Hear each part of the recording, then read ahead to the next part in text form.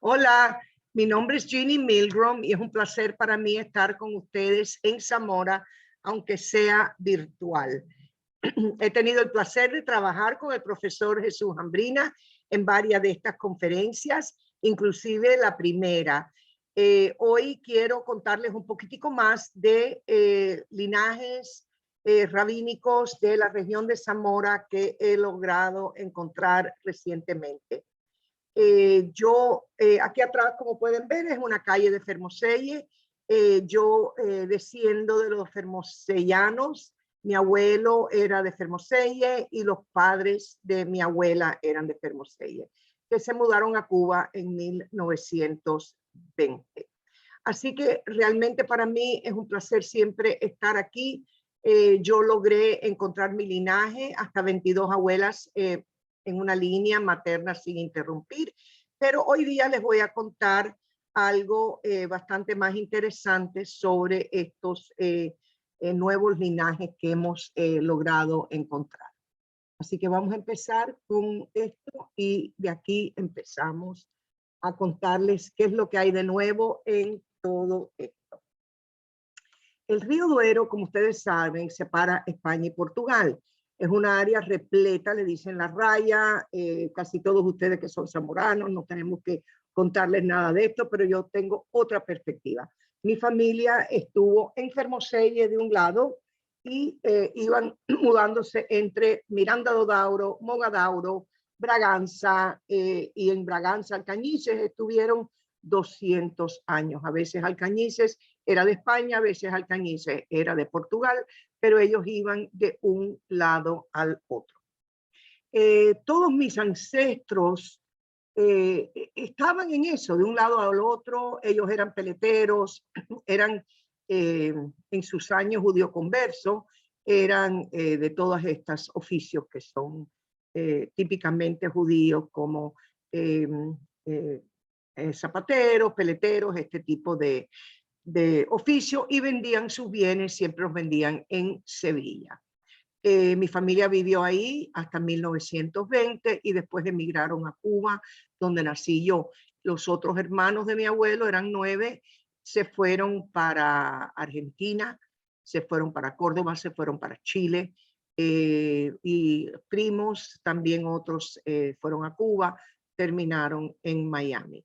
Él siempre me contaba que cuando era chiquito, él tiraba piedritas de un lado del río Duero al otro, y que se tiraban piedritas, se tiraban monedas, se tiraban pelotas, y que los portugueses los agarraban del otro lado. Entonces vamos a regresar un momentico a lo que me encuentro yo cuando llego en el año 2009 o 2010 por primera vez, y me encuentro esto. Y mi abuelo tanto me hizo el cuento desde que yo era chiquitica, porque él le encantaba hacer cuentos, y yo mirando de cualquier perspectiva que yo estaba en Fermoselle o estaba en Zamora, me encuentro este río de esta manera.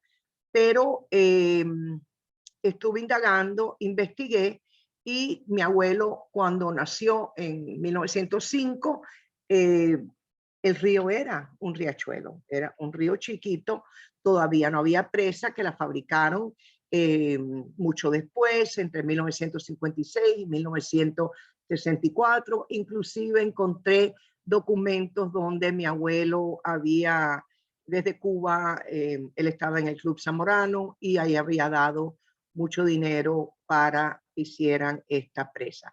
Claro, históricamente siempre es importante rectificar los cuentos de nuestros antepasados. Sin embargo, aquí en el caso del río, esto explica cómo es que las familias podrán ir de un lado al otro, porque ya yo había investigado mucho cuando yo llegué a Fermoselle, pero no entendía, viendo el tamaño de aquel río, aunque yo sabía que quizás estaba la presa, pero ya después que pude comprobar que fue algo muy chiquito, entendí que sí, en la Inquisición podían estar de un lado al otro, y también hemos visto mucho cuento, había mucho contrabando, pero ya yo por lo menos pude ver que los miembros de mi familia que fueron prendidos por la Inquisición fueron originarios de Fermoselle y vecinos en su tiempo de Mogadauro y Miranda do Douro, aunque siempre regresaban a Fermoselle Tanto es que hasta han pasado 623 años en la búsqueda que he hecho yo. Y obvio que todavía tengo estas raíces fuertes termosellanas. Aquí les quiero mostrar, antes de seguir, el árbol genealógico que yo tenía cuando era a solo mis 15 abuelas hasta el 1500. Todos los que están aquí en verde oliva son familias que fueron prendidas y quemadas vivos en las inquisiciones de Coimbra, Évora y 1 o 2 en Lisboa. Los prendían en Sevilla y de Sevilla los llevaban a Portugal, porque como estaban viviendo en Braganza, como dije, haciendo sus pieles, sus sombreros, haciendo sus zapatos, iban a Sevilla. Ahí los prendían y muchas veces los prendían por algo tan simple como tener una camisa limpia o que veían que no estaban usando dinero el sábado cuando la feria era lo más grande. El sábado tenían a alguien que les estaba dando el dinero. Entonces yo procedo de esta línea en morado hasta aquí, pero esta abuela que está aquí abajo era de 1500. Hemos encontrado el proceso de Diego de Leao. Diego de Leao era mi abuelo número 17 y muchas personas me preguntan ¿por qué seguí hacia atrás? Si ya yo tenía las 15 abuelas, ya encontré 1500, encontré tanto, ¿por qué el afán de seguir en esta investigación tan fuerte? Y el afán mío era encontrar los nombres hebreos de mi familia. Yo realmente quería saber de dónde venía.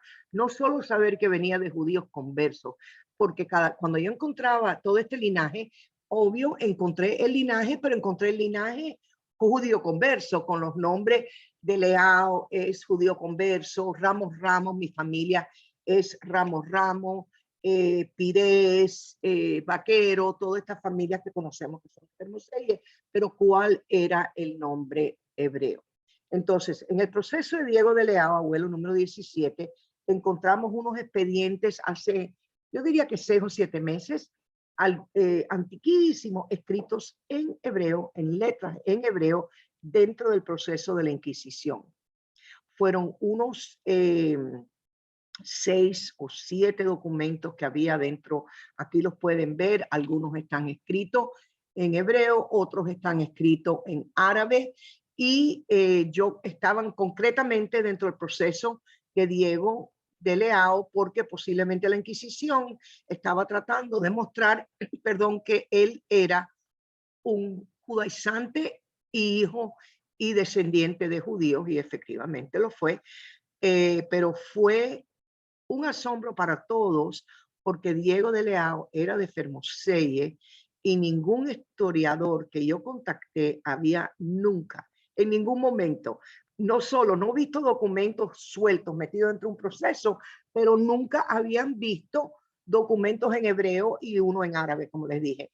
Estaban fechados entre 1482 y 1496, aunque el proceso de Diego fue mucho después. Esto resultó muy emocionante para mí, ya que llevaba tantos años después tratando de descubrir quiénes eran de verdad y saber que yo procedía de este linaje judío de 1405. Entonces, lo primero y más lógico para leer estos documentos no fue nosotros mismos, ya que mi esposo lee y escribe el hebreo perfectamente y yo más o menos lo puedo manejar. Pero nada es fácil. Las letras estaban en hebreo, pero las palabras no.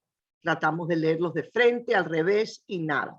Contacté al profesor Devin Nar de la Universidad de Washington, quien es un profesor famoso de estudios sefaradí por su conocimiento del ladino o el judeo español, y me dijo que no era ladino. Ahí se me cerró el cielo, porque si no era hebreo y no era ladino, ¿qué estamos viendo, verdad? Contacté a Marcelo Benveniste en Buenos Aires, igual me dijo que no podían leerse como ladino, y ellos tienen un colegio de ladino. Así que ya 2 personas que son los más eminentes en esto, y no era ladino. Entonces ahí se me empezó a poner la cosa difícil, como dicen los cubanos. Yo soy cubana. Contacté a Jonathan Eliezer Rabino, profesor que es de Dominicana y él es el experto en solitreo. Solitreo es una manera especial de escribir el hebreo sefardí en cursivo y se usaba mucho en documentos especialmente del hebreo actual. Me dijo que no era solitreo. Ahí sí me quedé. ¿Qué hago?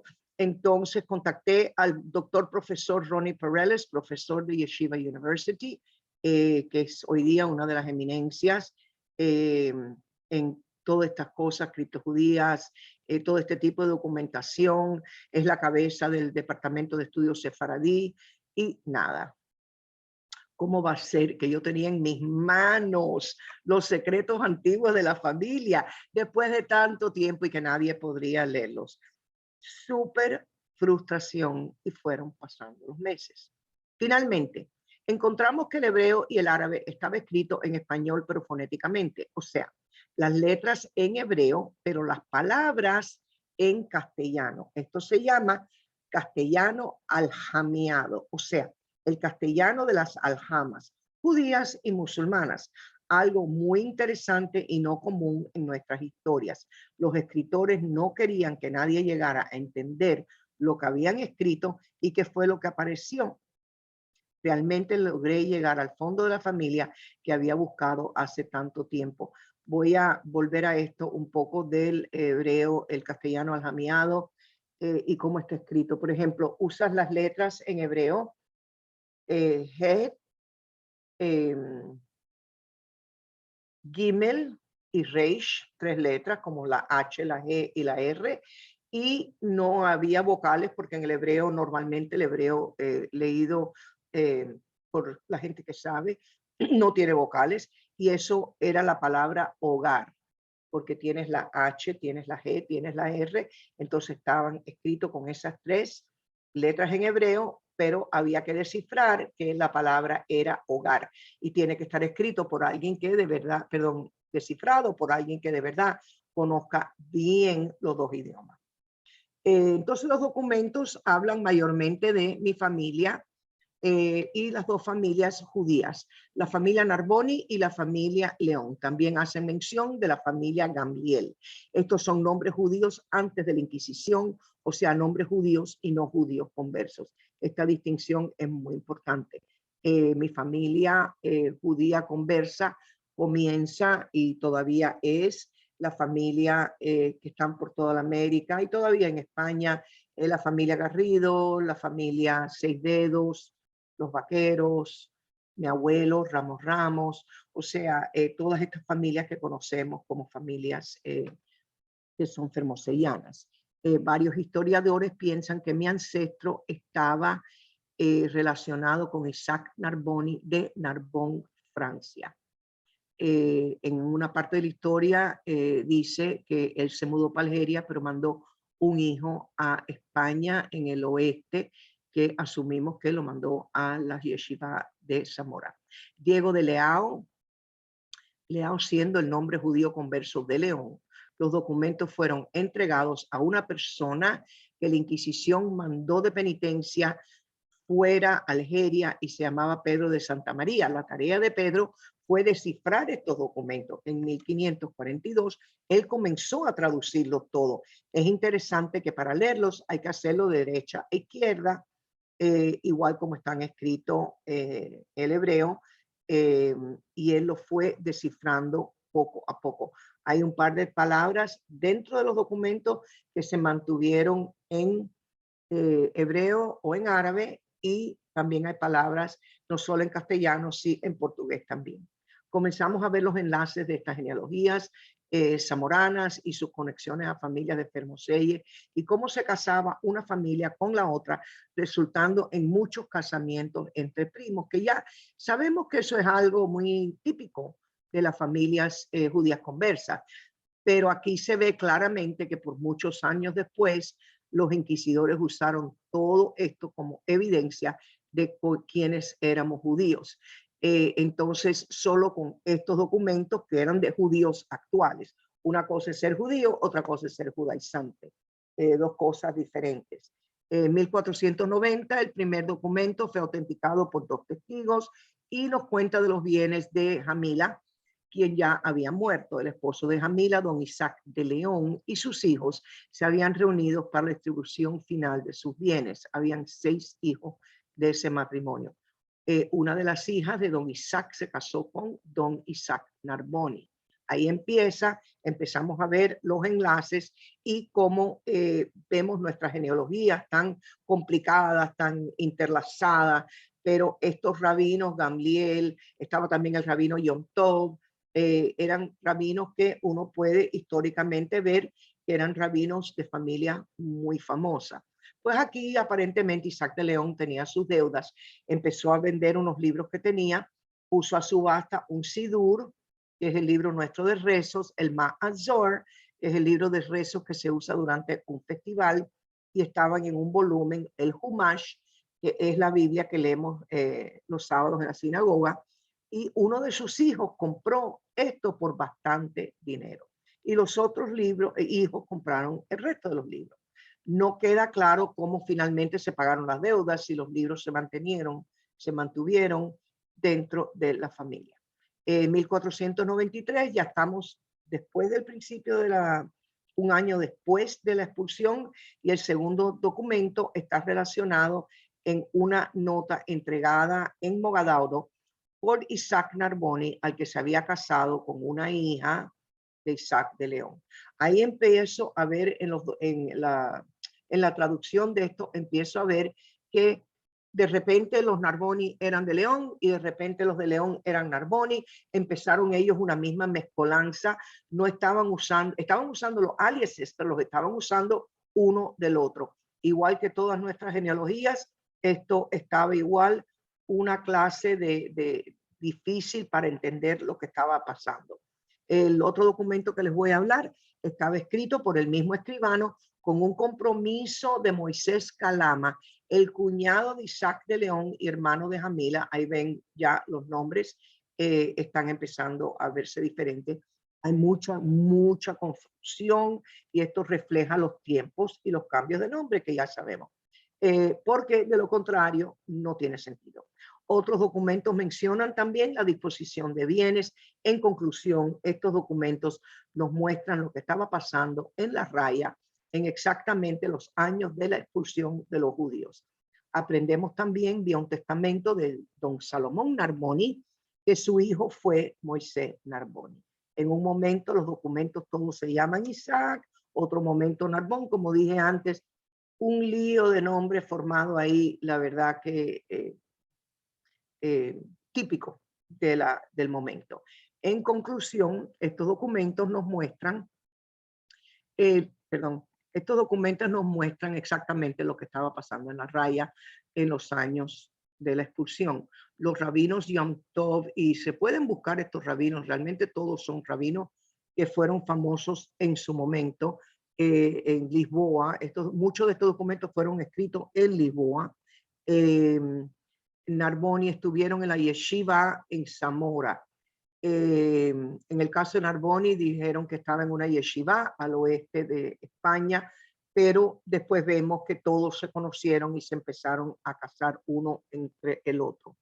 Ahí formaron sus uniones. Cuando llegó la expulsión se fueron para Lisboa y también fueron a Miranda y a Mogadauro. Sin embargo, las raíces seguían en la zona de Zamora, pero especialmente en Fermoselle, donde se casaron con cristianos nuevos, y estos son las raíces de nosotros que hemos logrado comprobar que somos descendientes de los judíos de la raya. Aquí podemos ver un poquitico el linaje. Está Salomón Narboni, después Rabbi Mosel Narboni de Liam, Ordóñez Rabbi Yude Yom Tov, Lopo Pires. Ahí ya estamos viendo los nombres nuestros de Fermoselle, Diego de Leao, Antonio López, Isabel López, Manuel López, Francisca La Peña, casada con Francisco Vaquero, nombres nuestros también de Fermoselle, y mi linaje viene por ahí, por el matrimonio de Francisca La Peña, casada con Francisco Vaquero. En Amazon siempre están disponibles todos mis libros escritos en español. Yo sé que ya encontré las 22 abuelas, y ya a estas alturas encontré los 22 abuelos, pero sigo con la 15 abuela, que es lo que me conocen por eso, pero realmente voy a estar escribiendo qué pasó después que encontré a mis primeras 15 abuelas y han pasado muchos años. Yo regresé al pueblo judío hace más de 35 años. Esto para mí era mucho más fuerte que cualquier otra cosa. Es una clase de fuego que yo he llevado dentro en todos estos años para llevar a colación y llevar la realidad de quiénes éramos nuestra familia en estos pueblos que hoy día parece que son pueblos chicos y en muchos casos muchos de estos están abandonados, pero esto fue la cuna de los judíos españoles y portugueses, Zamora, Termoselle. De ahí venimos y estamos muy orgullosos de que fuimos los judíos de la raya. Así que muchas gracias a todos y nos vemos pronto.